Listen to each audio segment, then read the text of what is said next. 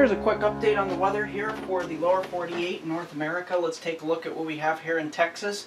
We've got this overrunning precipitation north of this stationary boundary here, and it's prompting some flood watches. We're going to see anywhere from 3 to 8 inches of rain across this area.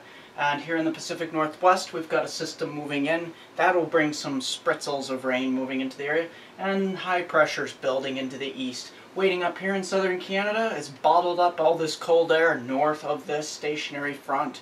Let's take a look at the precipitation amounts here in East Texas. Anywhere from 6 to 8 inches of rain on up to Louisiana, heading up into the lower to mid Mississippi River Valley. This is where we're going to see the lion's share of the rain here in the Pacific Northwest over the next couple days. Anywhere from 1 1/4 inches to 1 3/4 inches likely with that system. And let's take a look at weather hazards. We have rain here in Texas, some fog across the upper Midwest here, icy conditions and with some freezing drizzle in northern North Dakota here. Other than that, we're not looking too bad at the current moment. Things are going to really start changing over the next several days. Let's take a look. Bring these maps into motion. We have the trough in the west here, midweek, and the ridge building in the east. You can see that's going to continue. Here's the warm temperatures bringing all the way up. Now we're going to continue to watch this ridge propagate from west to east and be pushed off the east coast eventually here. Now let's take a look at temperatures.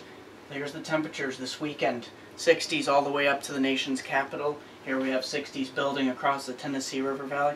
This continues to get pushed off to the east. You can see all this cold air bottled up over Canada. It's going to continue to drop down across the lakes, and towards the end of the frames here, things start to get downright scary here. Look at this, is heading on into January 20th, 22nd, 24th. You can see the cold air just pummeling the northern states here, even getting as far south as the Gulf Coast here, 32 degrees all the way down here. But the thing to really focus on here is look at this cold air. These are dangerous temperatures. These are daily highs here. You can see they're crusting across the northeast here by the bottom frame here, showing -20, -30 in much of the mid-Atlantic, Northeast, Great Lakes, and on up into the upper Midwest. Let's take a look at the scenarios here. We're going to see a positive PNA here over the North Pacific. That's going to direct the jet stream further north and violently push it down along the Pacific coast. This will allow some colder air to continue to bleed westward. My current thinking is pretty much staying the same with the 32-degree line. I'm going to push that 32-degree line just slightly south. This is an average over the 3rd to 4th week of January, by the way.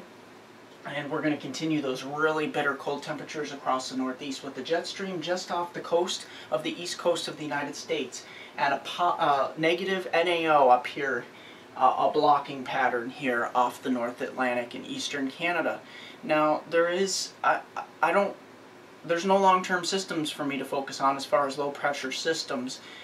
That is because the models really aren't indicating anything major, but I find it really hard to believe with all these temperature differences. Let's take a look at one of the second or third frames temperature-wise here. You can see these temperature differences. There's got to be some clashing of the air masses, some baroclinic zones, and this jet stream will be ramping up along the east coast. So I find it really hard to believe that there's not going to be any major storms. There's going to have to be some storminess, but the models are not picking up on this. The models are picking up on the cold temperatures, but not the storminess. We'll continue to watch that. I'm meteorologist Mark Molnar. Like us on Facebook at MeteoMark. Subscribe to us here on YouTube, and here's a 4-day forecast for my hometown viewers from Binghamton, Palmyra, and the northern tier counties of Pennsylvania.